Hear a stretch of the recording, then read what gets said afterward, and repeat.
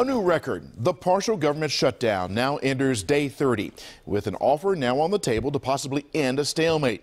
Right now, the effects are expanding to more people across the country. One of those areas is travel. WJZ is live. Ava Joy Burnett is at BWI, Thurgood Marshall Airport, where TSA was forced to make some drastic measures. Ava Joy.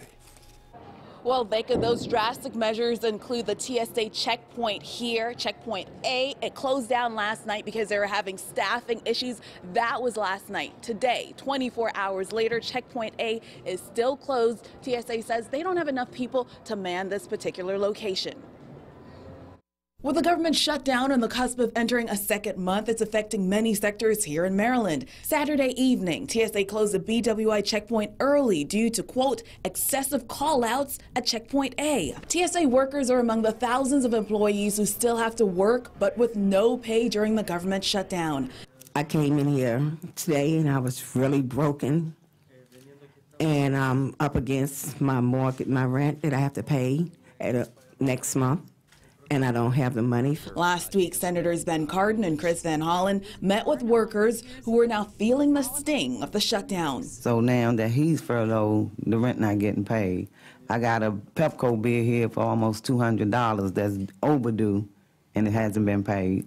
Even with no end in sight, lawmakers passed a bill that would give back pay to workers once the government reopens. The consequences of the shutdown are having an increasingly harmful and damaging effect every day around our country. The state comptroller says 172,000 Marylanders have been impacted by the shutdown. That's about $778 million in lost revenue and a little over $2 million in tax revenue. The office says Marylanders who are on a payment plan for back taxes may be granted a temporary break in their payments. And we want to make sure that nobody is overpressured by the unfortunate situation in Washington with the government being shut down, so they're not receiving the paycheck that they normally expect, and so we don't want to add to their burden. I am here today to break the logjam and provide Congress with a path forward to end the government shutdown. Saturday, President Trump offered a deal to reopen the government in exchange for temporary protection for some undocumented immigrants.